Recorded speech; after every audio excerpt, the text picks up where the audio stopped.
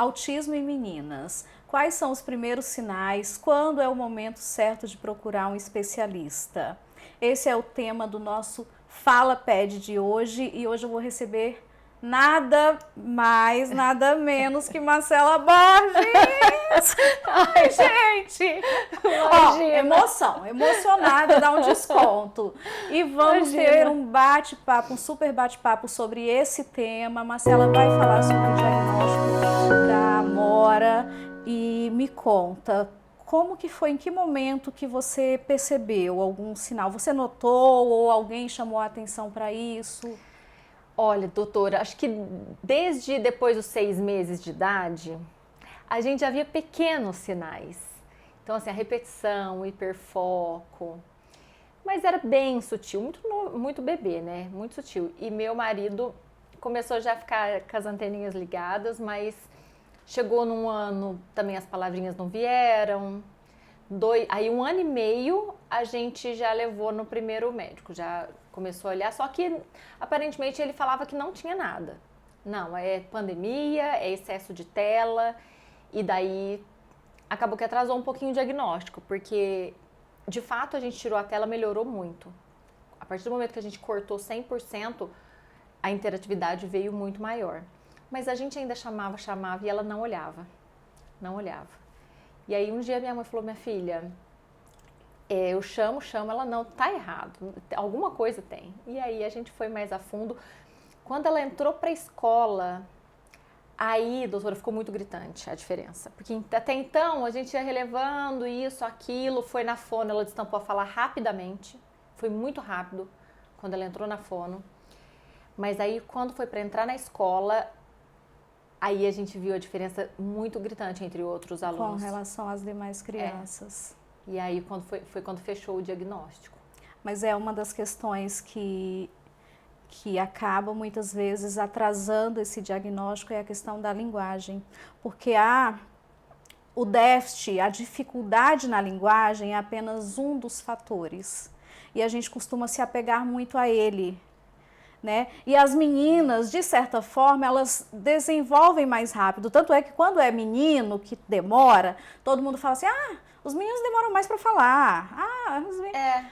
Tem muito esse hábito, né, de falar, tudo acha normal. A menina não tá falando, normal. É normal, a tem timidez o tempo. também, exatamente. É muito confundido. Exato, porque enquanto nos meninos o não falar chama a atenção, nas meninas, como elas desenvolvem com mais facilidade a questão da linguagem, a outra dificuldade que é com relação ao comportamento, habilidades sociais, está mais comprometido, ao mesmo tempo que não é tão cobrado em meninas, ser mais retraída, ser mais tímida. É o jeito dela, ela gosta de ficar sozinha mesmo, ela gosta de ficar com as coisas dela. Então isso acaba retardando bastante por uma questão cultural que a gente tem. É isso mesmo, ela desde muito bebê, ela já gostava de ficar sozinha no quarto, dormia sozinha com uma tranquilidade. E no começo a gente sempre achou muito bom, porque era uma independência, né, muito prematura. E o que era muito bom para nós pais, mas depois a gente fala, gente, mas eu nunca vi uma criança assim, que fica sozinha e tranquila. E também não sorria muito pros de fora. Pra gente de casa, sim, ela sempre foi muito brincalhona. Mas com as pessoas de fora, nunca foi de abrir a cara. Pra ninguém. Hoje já melhorou muito, mas com o trabalho que vem sendo feito de bebê, ela era muito séria. E é outro fator que pode ter sido ali importante, porque geralmente a irritabilidade chama mais atenção. As crianças são mais irritáveis, são crianças que são tidas como crianças que choram muito, porque tem muitos incômodos, e aí fica aquela questão, é o sensorial, e a gente não percebe porque eles não sabem dizer o que está incomodando. E aí pega uma criança que é mais quietinha, que é mais tranquila, e pra gente que vive no fervo, né? Eu tive um filho que não dormiu o primeiro ano inteiro à noite. A gente passava praticamente a noite com ele. Então imagine, quando o segundo passou a dormir, Para mim, minha filha, o que eu ia me incomodar com aquilo? Então, a gente quer um momento. Se a criança é mais tranquila, tá tudo certo. Mas tem outras coisas que acabam passando meio despercebidos ali nas entrelinhas. E eu acho que isso diferencia entre os meninos e as meninas. Sim. Porque as meninas, elas podem brincar sozinha, as meninas podem ter interesse por um determinado brinquedo, pode brincar de determinada forma, né? É confirmado, né, um estudo que é diagnosticado muito menos em meninas por conta da confusão dessa timidez. Muitas, eu vejo falar de, não, é o gênio dela que é assim, é o jeito dela. Na verdade, o que acontece é muito diagnóstico recebem outros diagnósticos à medida que vai crescendo, e tem duas linhas. Tem a questão do subdiagnóstico de crianças que está dentro do espectro e não recebem o diagnóstico por ter esses sinais mais subclínicos, digamos assim, mais difíceis de identificar, e também porque ligado ao cromossomo X. E que daí os meninos, como tem o X e o Y, se as meninas têm o X e o Y, ele está ligado, então tem uma questão genética que faz com que os meninos tenham uma maior incidência. Certo. E com que, quando nas meninas, muitas vezes se manifesta até de forma mais leve e tem a menor incidência, mas tem também o subdiagnóstico. Tem a ver com, não, por exemplo, as meninas autistas que não têm comorbidade associada, dificulta ainda mais o diagnóstico? Com certeza. Porque eu percebo muito isso. Uma das classificações que a gente usa é o DSM, que é o Manual de Saúde Mental Americano. E nele o autismo é classificado em leve, moderado e severo. Certo. Então o leve geralmente é aquele que não tem comorbidades, que são outros transtornos, outras doenças ou síndromes associadas, e geralmente não tem nenhum comprometimento cognitivo, então os sinais são mais suaves, mais exatamente, que passa.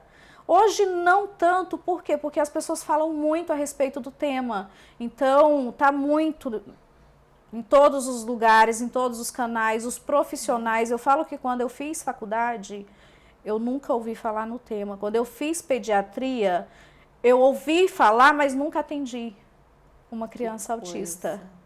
E só depois que eu passei a estudar saúde mental infantil e depois sobre o autismo, e aí foi quando, na pandemia, que veio todo esse boom de informação, mas já vinha crescendo o diagnóstico, porque já vinha melhorando a questão dos critérios dos diagnósticos. E hoje, com a informação e os profissionais, porque antes quem dava diagnóstico era neuropediatra e psiquiatra. Então, são áreas que têm poucos profissionais. Imagine que tem estados que tem poucos pediatras. Imagine o neuropediatra e o psiquiatra infantil. Então, quase nunca era diagnosticado. Sim. Esses profissionais da rede básica não eram capacitados para isso. Então, à medida em que a gente foi buscando essa informação e que a gente foi identificando, porque quem primeiro vê a criança? O pediatra. Quem vê que os marcos não estão acompanhando? Quem sabe sobre os marcos do desenvolvimento e vê que não está acompanhando o que é esperado para aquela idade? O pediatra. Então, ele ia no pediatra, o pediatra não tinha informação e falava, não, tá tudo bem, é o tempo dele. E o tal do tempo dele ia a cada 6 meses. Volta em 6 meses, a gente reavalia em 6 meses. E aí, isso tudo retardou. E hoje não, hoje a gente conhece mais e a gente começa desde bebê e a gente sabe que hoje, até em menores de 1 ano, já é possível fazer o diagnóstico. Então, essa mudança, tanto na facilitação, os critérios ficaram mais... foi, digamos, o nível de complexidade deles, foi simplificado. Sim. E a capacitação faz com que a gente identifique, faça o diagnóstico e inicie as intervenções o quanto antes, que é o período assim de maior resposta, que é ali antes, próximo dos 2 anos de idade. Que coisa, né? E isso faz toda a diferença, né, doutora? Toda. Esse diagnóstico precoce e o tratamento precoce, né? Eu vejo, da Amora não foi tão precoce assim, foi com 2 e pouquinho, 2 anos e meio. E já fez muita diferença, 1 ano que ela fez de terapia, ela já mudou muito mesmo. Eu fico pensando assim, uma coisa que eu penso sempre é sobre o quanto está aumentando o diagnóstico dos adultos por conta do diagnóstico dos filhos, né? Exatamente. Não é isso. Eu vejo cada vez mais, aí os familiares se olham e falam, mas eu sou assim. Isso está acontecendo demais, eu estou achando isso maravilhoso. Pena que não deu tempo de tratar, porque aí chegou no adulto, eu não sei se existe, né, ainda tratamento, mas deve ser um alívio ser entendido. Eu acho que a compreensão do porquê você é daquela forma deve ser um alívio. Faz toda a diferença. De quando você compreende que você via as coisas de determinada forma, você tinha e tem suas preferências, que não tem nenhum problema você não tá no meio da muvuca, você não gostar de multidão, tá numa festa com não sei quantas pessoas. E eu sou exatamente assim. Eu falo que eu gosto do pouco. Chega um momento da festa em que eu quero me retirar. Eu falo, eu preciso recarregar minha bateria e eu me retiro. E quem me conhece já sabe, entendeu? Então, de você se compreender, de você saber que você é daquela forma, tá tudo bem. Claro, deve ser um alívio, né? Saber com certeza, disso e ser compreendido, enfim. E quando tem algum comprometimento, porque o que diferencia um desenvolvimento ou um comportamento normal de um transtorno é o quanto ele provoca de impacto, quanto de prejuízo. Então, quando um comportamento passa a te causar prejuízo em alguma área da sua vida, seja no social, seja no trabalho, na escola, aquilo tem que ser visto. Certo. Entendeu? Por isso, ansiedade, quem não é ansioso? Sim, não existe mais, né? Hoje todo mundo tá ansioso. Exato. O que diferencia uma ansiedade normal de um transtorno é quando eu não consigo desligar aquilo, eu fico ruminando e eu paro de fazer, eu deixo de fazer aquilo, determinadas coisas, por conta daquele pensamento, daquele sentimento. Então, é muito tênue a linha entre o que é um comportamento esperado, dentro do aceitável, para o que é um transtorno. E é isso que a gente tem que estar identificando. Eu falo que numa criança pequena, o mais importante muitas vezes não é nem eu dizer é ou não é, porque muitos pais chegam e a gente fala e eles, mas isso mesmo, é isso. Sim. Mas eu tô vendo pela primeiríssima vez e para mim, eu fecho hoje, mas vamos fazer o seguinte, vamos estimular? E a gente conversa depois dessa primeira avaliação do profissional, dessa primeira estimulação, e a gente revê. Sim. Se a gente vê que não é, não tem problema em mudar o diagnóstico, né? Mas o que eu preciso é identificar que tem alguma coisa, que a criança está sendo prejudicada e que ela precisa ser estimulada. Sim, com certeza. Eu aprendo, a gente aprende muito com eles, né? A Mora, para mim, é um ensinamento... E o que eu aprendo muito é justamente esse limite do que tem que fazer, principalmente na parte social.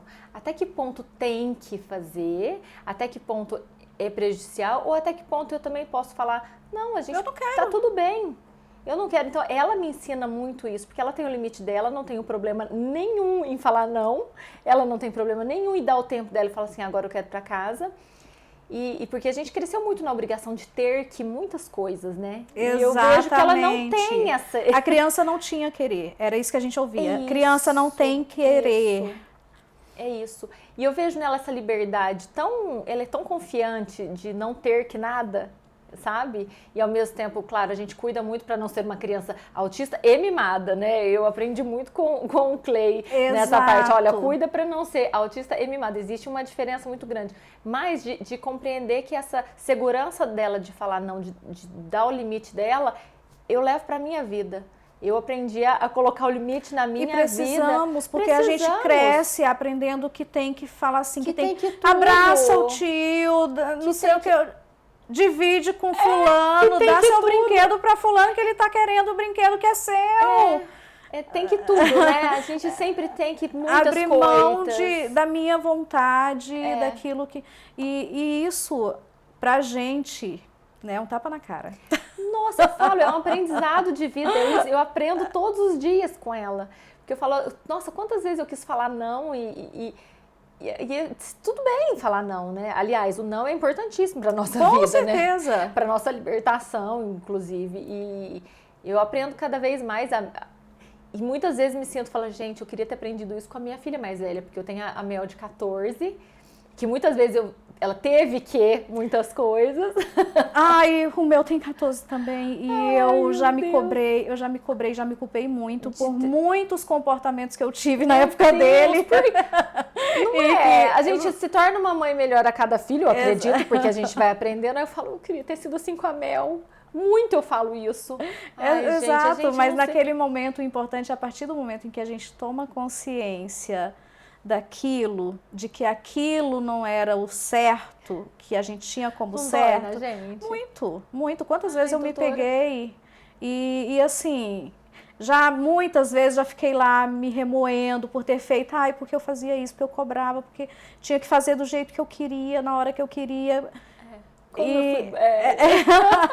Mas todas nós somos exatamente assim, mas o bom é que a gente reconhece que tem outras formas de fazer, de criar, de ser e que a gente sempre muda. Há tempo, né? Exatamente, que a gente muda.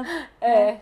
E que eles são tão maravilhosos que nos perdoam. Nossa Senhora, ainda bem, porque a gente pega... E a maturidade também, né? Isso independente de um segundo filho, mas a idade traz isso pra gente, certeza. Uma outra percepção de vida, com certeza, né? Quando muitas coisas já não fazem tanto sentido, quanto a opinião já não é tão mais importante, né? Quando a gente... Com 20 tudo é muito problema, né? Com 40 nem tudo é tanto problema. Exatamente. É isso mesmo. E acho que é por isso que eu falo, ser mãe depois dos 35, igual eu fui, tem essa vantagem de ter tudo vai ficando mais leve, né? A gente vai deixando de ser tão besta. Eu com 20 era muito boba. E daí eu acabo comparando demais as maternidades, mas acho que isso não é impossível, não dá. É impossível, cada um, independente de diagnóstico, disso, daquilo, cada um é diferente, graças a Deus, né? Porque graças a Deus. Imagine duas da gente. E a gente também não ia ter oportunidade de crescer, de aprender, né? Com certeza. Uma coisa que eu queria te perguntar, a entrevistada eu... não, mas vamos lá. Não, repara, eu vi, mas a gente tem muita curiosidade, como mãe e principalmente... Eu recebo muitas mensagens das mães que recebem o diagnóstico. E muitas de cama, muitas muito depressivas com o resultado, com o diagnóstico. E eu fico muito triste com isso. Porque eu falo, gente, eu ainda brinco muito em casa, eu não posso muito, porque a gente tem que ter um cuidado de respeitar a dor do outro, né? Mas eu fico pensando, falei, gente, mas... Que bobagem, olha a Amora, que maravilhosa que ela é, não precisa sofrer com esse resultado. A maioria das mães tem ainda essa dificuldade no consultório, doutora? Na verdade, é tido como um momento de luto. E pra gente é como um momento, até estava conversando antes com a Júlia, que é também mãe atípica, e sobre a ressignificação disso, e ela falava o quanto é necessário que a mãe vá no fundo do poço e depois volte e veja o quão maravilhoso ela tem o filho. E assim, mas é um momento de luto mesmo, e que de certa forma todas nós acabamos passando, por quê? Porque quando a gente engravida, a gente idealiza como vai ser o filho, como ele vai se comportar, o que vai fazer, vai se formar nisso, fazer aquilo. E à medida em que ele vai tendo as próprias escolhas, a gente vai morrendo um pouquinho ali, né? Então, o momento do diagnóstico do autismo é o luto da criança idealizada para o nascimento da criança real. Da expectativa, né? Exatamente. Que é criada. Então, esse momento de negação, de medo, até porque é o desconhecido, e todos nós temos medo daquilo que é desconhecido para a gente. Então, esse momento em que a família toda, você passou por isso, e a família toda tem que compreender uma nova dinâmica, uma organização, entendeu? Então não é um diagnóstico que acaba impactando a rotina familiar. Sim. Então essas mães têm esse momento, e a mãe é quem mais convive, é quem realmente abraça, é quem realmente está ali no dia a dia da criança, quem acompanha tudo. Então esse desespero, essa desesperança que elas têm é perfeitamente compreensível e até importante num primeiro momento, porque senão, se ela tem aquilo, eu não posso ter esse sentimento, isso Se vai cobra. lá atrás, aquilo que a gente guarda muito. Igual num luto Cresce, de verdade, né? Tem que ser exatamente, vai vivido. crescendo. Se a gente não Sim. põe para fora, Tem que ser aquele vivido. sentimento vai crescendo. Sim. Então, é o momento em que elas precisam. E quando elas veem exemplos assim, igual o seu, o da Júlia, não que seja fácil, porque muda a rotina. Eu falo que o que muda não é a questão, porque muita gente só vê, daqui a não sei quanto tempo, a gente não sabe, nós não sabemos se amanhã nós estamos aqui. As mães me perguntam quando no hospital, meu filho vai ficar bem?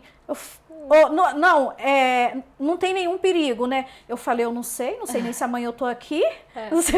Então, a gente tem que viver, se organizar para aquilo e criar rotina. Então, é importante e quando elas veem a forma como vocês tratam o assunto de forma aberta, as dificuldades que passam, que tem momentos que é mais difícil, tem dias que você quer fazer determinada coisa e ela não quer, e você tem que entender, e ela desregula, e você... Não, e às vezes desregula com que eu nem espero que vá desregular. Porque às vezes a gente tem aquilo desregula, mas tem coisa que a gente não imagina. Esses dias para trás eu fui no shopping com ela de segunda-feira, acho que era um dia de semana, segunda ou terça, que é um dia mais silencioso, no meio da tarde, então não tem problema que ela goste de ir no parquinho.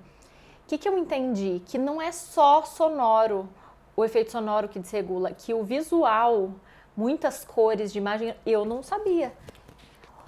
Pode estar em silêncio. O visual, aquele monte de informação, desregulou ela de um jeito. Então, foi mais um aprendizado, mas aquilo, eu tinha um monte de compromisso marcadinho, acabou. Ali, porque nessa hora foi o que você falou, é a mãe. Exato. Ali sou eu. Exatamente. E acabou a gente todo o tem resto. que compreender como que ela... Que tem o início, que tem o processo, até que ela se recupere. Que ela tem que ser acolhida naquele momento. Entendeu? E é muito difícil, às vezes, para mim, diferenciar a birra da crise. Tô começando a ficar melhor nisso. Mas às vezes eu falo, isso é birra ou isso é dela, sabe? Do autismo. Isso às vezes ainda falta muito para eu aprender, sabe? Então eu vou testando. Testando. Às vezes eu dou uma bronca, funciona? Era birra, porque funcionou. Mas é bem isso. Independente de birra ou de crise, o que a gente tem que entender é que o comportamento dela é resposta de uma emoção, de um sentimento real.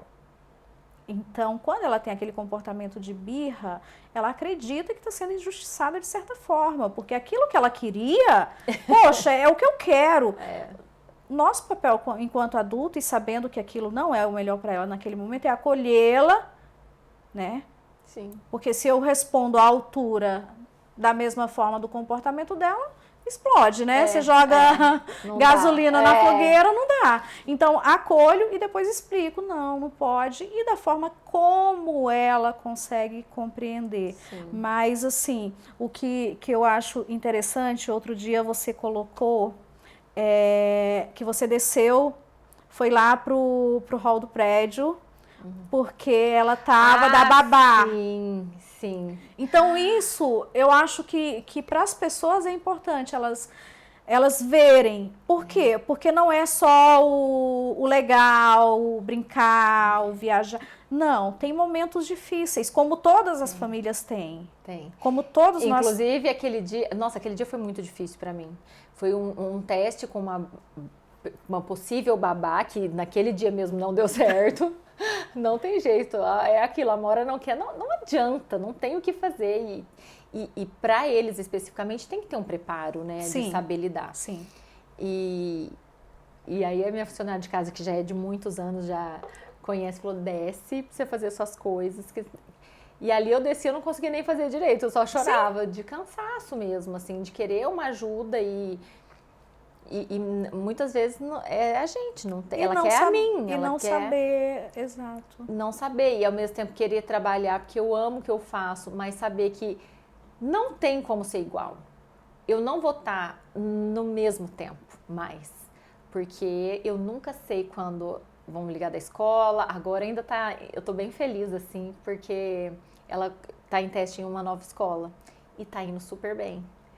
Que bom. Então, e assim, outro aprendizado, o Pedro, o meu marido, ele sempre falou que ela ia estudar não sei aonde, fazer não sei o quê, bababá, babá. Hoje ele fala assim, minha filha, aonde ela quiser é onde ela vai. Não sou eu mais que escolho, é ela que escolhe. A gente tem essa expectativa de que vai estudar isso, que vai estudar aquilo. Não vai nada, vai o que ela quiser. Sim, a gente não sabe. A gente não sabe de nada. A gente cria expectativa para tudo, e eles estão aí para eu lembro dele tapa na nossa cara e mostrar que não é bem assim, não é do jeito. De jeito nenhum. A gente não fez do jeito que nossos pais queriam, né? Graças a Deus. Graças a Deus. Porque acho que eu nunca teria saído lá da minha cidade. Minha mãe sempre foi mais, fica aqui, fica aqui. Eu fui mais expansiva de sair. Mas com a Amora é um aprendizado, porque a gente fala, não, ela vai fazer capaz, vai fazer o que ela quiser, não tem jeito, não somos nós que escolhemos mesmo, né? Exato, e a questão da escola, tem um momento em que é importante, mas antigamente tudo se resolvia com a escola, né? Ah, não, põe na escola que resolve. E não é bem assim. Nossa, se a gente não coloca é de num jeito momento nenhum. em que a criança não está preparada para aquele convívio, mais vai atrapalhar do que ajudar. Então, num primeiro momento, é muito mais importante, às vezes, pegar um pouco mais nas intervenções, porque às vezes a criança vai para a escola de manhã e vai para as intervenções à tarde. Ela já chega lá cansada. Uhum.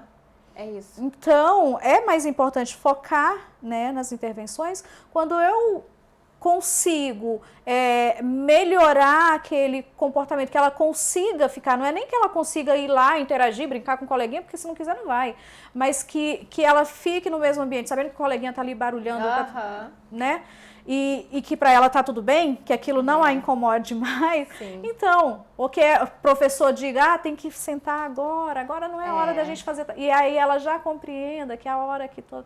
Então, ela está numa escola bem livre, assim, sabe? Que é bem preparada para receber autistas e tem poucos alunos e isso ajuda muito, nossa, né? Com certeza. Então, assim, no intervalo tá como são poucos alunos no geral, porque é uma escola nova, então fica desde o bebê até o infantil 5, 3, 2, tudo brincando junto, sabe? Então tá sendo bem gostoso.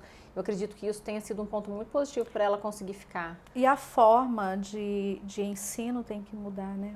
Tem que mudar. Doutora, a minha melhor amiga de vida, assim, ela mora em Campinas, é pedagoga, e eu mandei para ela quando foi para tirar da escola no comecinho do ano, eu liguei para ela chorando, né? Amiga do céu, não consigo, a Amora não vai. Ela falou, minha amiga, tira. Sofre com isso não. Tranquilamente. Se eu pudesse, eu tirava o Miguel. O Miguel tem 8 anos. Marcela, não. Tem muito que ser mudado nas escolas tradicionais. E aí ela conversou tanto comigo a respeito de forma de ensino, sabe? Sim, eu fiquei tão exato. tranquila. Aquilo eu tirei... Era tudo que eu precisava ouvir, sabe? Me tirou aquele peso do tirar da escola, sabe? Exatamente. E as escolas têm que se preparar. E eu acho que tem que se preparar não para o aluno atípico, tem que se preparar para todos, tem que mudar a forma de fazer. A escola não é só um local de aprender conteúdo, não. É um local social, é um local de desenvolvimento de todas as habilidades. Mas o que eu percebi das escolas anteriores foram as duas... humanamente muito acolhedoras, humanamente falando, mas tecnicamente zero. Entende a diferença? Porque ela, muito boa vontade, muito carinho, muito amor comigo, com ela, mas não sabia como. Não souberam o que fazer, tecnicamente falando. Então, assim, tem que fazer de tudo para eles ficarem, como falar, aquela palavra que eles usam muito, não é interação, inclusão, tem que ter... Mas existe um cuidado especial. Não dá para fechar os olhos e falar assim, a criança vai fazer tudo exatamente como as outras crianças vão fazer. Mas o objetivo porque não é esse. Não é isso. Não vai ser tudo igual. Precisa de uma atenção. Precisa de muitas coisas diferentes. Barulho, visual, todos os estímulos. Exato. E eles não estão preparados para isso. E até para promover essa interação, né? Para saber, para ir com a criança aos poucos, para as outras necessidades fora da questão pedagógica, acompanhar essa criança. Então, infelizmente, as escolas foi uma coisa que a gente já vê essa mudança, esse aumento no diagnóstico, e até com relação às deficiências de um modo geral, não só ao TEA, mas de um modo geral as escolas não estavam. E veio crescente e as escolas meio que ficaram... Sem saber, né? Exato. Isso que eu percebo. E aí eu encontrei essa, agora eu tô bem animada, assim, eu acho que eles estão preparados porque foi desenvolvida já com essa mentalidade. Então não é uma escola que já existia, ela foi criada para isso. Então isso faz diferença também, Não, né? com certeza. Então eu tô animada. Agora vai dar certo. Não, e se ela tá gostando, acho que é o principal. É o principal. É isso, a gente falou, tentativa e erro, tentativa. Se der, vai dar, se não, vai ser o ano que vem, não tem problema. A gente seguiu tentando, porque, querendo ou não, é exaustivo, até para a criança ficar o dia inteiro em casa. Isso que eu percebia, quando eu abri mão, não, ela vai sair, eu vou cuidar dela, eu vou ficar em casa. Mas chega uma hora que canso de brincar. Aí fica na televisão até que horas? Sim. Então eu comecei a perceber que era mais prejudicial ficar em casa por conta da demanda de brincar. Vai fazer o que agora? O dia inteiro é muita coisa para ter criatividade. Exatamente. Né? Então eu percebi isso, que ela foi ficando entediada. Eu falei, ai que bom, é a hora de tentar de novo. E aí é um momento em que tem maior adaptabilidade, né, a criar novas rotinas. Então ela já vai introduzindo e daqui a pouco ela tá de boa, tranquila. Deus então quiser. isso é importante. E falar disso abertamente, falar das dificuldades, do que tá dando certo, do que não deu certo, vamos tentar por outro lado. Sim. Entendeu? As fragilidades, eu acho que isso é importante para as outras mães. Sim. E acaba elas vendo que elas podem se sentir assim, podem se sentir, elas têm o direito de se sentir sobrecarregada muitas vezes. E o que eu sempre falo aqui é que elas precisam ter um olhar para elas. Nossa! Elas têm que ter um tempo. Sim. Tem que ter um tempo. Às vezes a gente estava comentando esses dias é tão importante isso, e até então, sabe o que me travou muito de falar na internet sobre isso? Eu tinha um pouco de receio, muito receio, porque eu falo, gente, a Amora, ela não tem comorbidade, então ela tem um cognitivo ok, tem as dificuldades, mas todo o relato que eu recebo são de muitas dificuldades que eu não tenho experiência. Então eu falava, gente, eu vou falar das minhas das minhas dificuldades, eu acho que vai parecer tolo perante a tantas outras mães que têm problemas muito maiores. Mas aí depois eu entendi que eu falei, bom, tanto que é a minha experiência. Exato. Deve ter mais mães com a minha experiência com também. Certeza. Por isso que eu te perguntei, com o nível de autismo semelhante, leve, mas que é leve, mas que demanda também. Não, é porque quando você fala quando a gente fala leve, dá a entender que não tem dificuldade. Não, e de fato é leve. A questão quando entra o leve, o moderado e o severo, está muito relacionado o que ele demanda para realizar suas Entendi. De cuidados, de suporte, entendeu? Então não é que não tenha. Tem, tá? Mas ele consegue fazer já algumas coisas, mas tem todas as outras dificuldades na questão das crises, né? Na questão sensorial, na questão social. Então, tudo isso demanda. Sim. E eu fiquei com menos medo de falar. Depois eu falei, não, eu acho que... Eu não lembro qual profissional que me falou isso. Mas acho que foi até da própria terapeuta dela. É a sua experiência. Então, tem muitas mães que vão se identificar assim. Não é porque a sua não tem comorbidade que você acha que não precisa falar. Porque eu tinha receio, sabe? Mas agora eu consigo ter mais propriedade. E também porque já faz 1 ano do diagnóstico. E eu me sinto mais segura para falar. Exato. No começo eu não sabia. Eu comecei a estudar, comecei a ler. Não sabe sobre E as mães acompanham também até a evolução. Porque muitos chegam diante do diagnóstico e vê aquele mundo de coisas que muitas vezes a pessoa entrega ali uma lista de... de coisas e fala assim, te vira. E aí não vê a realidade da família que está recebendo aquilo, o que de fato eles podem fazer, o que eu preciso, qual que é a prioridade naquele momento e o que esperar daquela intervenção. Então, quando elas veem, nossa, estava assim, hoje está dessa forma. Então, eles se sentem mais encorajados, entendeu? Muito. Então, é muito positivo falar sobre isso.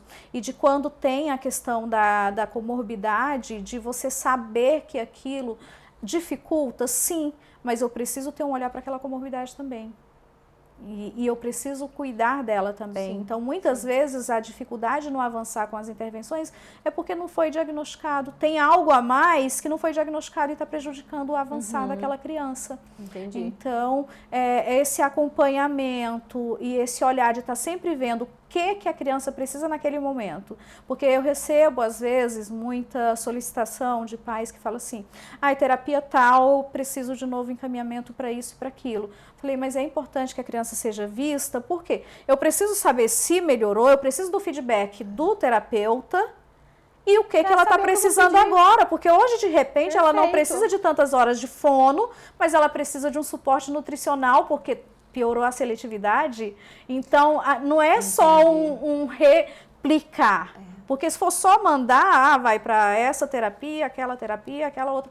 E não é receita de bolo. Não, e eu percebo, você falou da alimentação, é impressionante o quanto eles ficam mais ou menos agitados dependendo do que come, do doce que ingere e fica muito mais elétrica, né? Eu não sei, isso deve ser para criança em geral, eu acredito que seja no geral, mas para eles tem uma... Exatamente.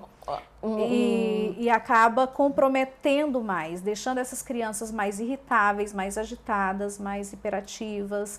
Então, o olhar para a alimentação é bem importante e que precisa ser visto junto com a família. Opa, eu tenho essa intervenção, eu tenho aquela, onde eu vou colocar a nutricionista, o terapeuta ocupacional, porque a alimentação tem a questão sensorial, que precisa ser visto junto. As cores, né? Até as cores interferem, tudo. A textura, o odor, o visual. Tudo. É impressionante. A Amora é muito de época. Tem época que é só ela vai mudando, assim, sabe? Mas tá melhorando. O que é mais difícil é na escola, com o lanchinho que ela tá tendo lá, que eles que fazem o lanche, eu não mando lanche. Daí é todo dia banana, todo dia banana, todo dia banana. Aí as professoras vêm falar comigo, eu não sei o que fazer. Então, mas não dá simplesmente para ir numa Nutri, a Nutri dizer, dê isso e aquilo, porque não é bem assim, não funciona assim. Não, e no final ela vai comer o que ela quer, não vai ter jeito. Então. Mas eu já falei, como eu te falei antes de começar o programa, que eu já marquei com a Amora aqui, para ela vir te conhecer, porque eu quero muito que esse acompanhamento aconteça mais de perto mesmo. Quero muito que você conheça ela. Você vai adorar ela. Nossa, com certeza. Já me põe ela lá. Ela é uma fofa. As peripécias. Ela é uma fofa. Ela é muito querida. Eu sou suspeita, né, pra falar. Nossa. Eu sou muito apaixonada. Nossa, muito mesmo. Ela é muito carinhosa. E eu vejo ela com você e a forma e como você vai nos lugares e que você fica lá esperando o tempo dela, não deu certo, vamos embora. Tem que ser. E é assim. Eu já vou preparada porque se precisar eu tenho que ir embora. Eu já sei que é assim, então eu já vou nos lugares preparados que podem ter. Vou almoçar, tem que ter um lugar perto ou um lugar... Tudo é pensado, né? E quantos lugares a gente vai que a gente se compromete aí que chega a hora de ir que a gente fala, meu Deus do céu, por que eu assumi esse compromisso? Não dá, eu já cheguei de chegar na porta e ir embora. Já cheguei, e não foi uma vez só, acho que uma vez eu mostrei, outras vezes eu contei, né, Jaque? Mas acontece muito. Porque assim, tá tudo bem, tá tudo ótimo. Se ela não quer descer do carro, se ela viu alguma coisa ou ouviu alguma coisa de longe, acabou. Já foi. Já foi. Ela não foi no aniversário da Mel ano passado. Ela entrou na porta porque era Halloween, o tema. A gente decorou, a gente mesmo. Passou a tarde inteira lá, pendurando fita e decorando e bababá. Chegou à noite, eram as luzes mais localizadas.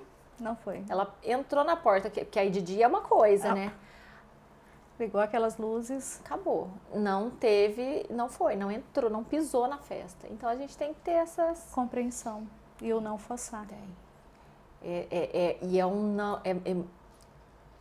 é muito, muito forte quando é não para eles, assim, é um limite muito, muito grande mesmo. Você vê que Porque não é, aí você vê que não é, extrapola a capacidade de absorção daquele... Ai, meu Deus, e o microfone, o que a gente faz?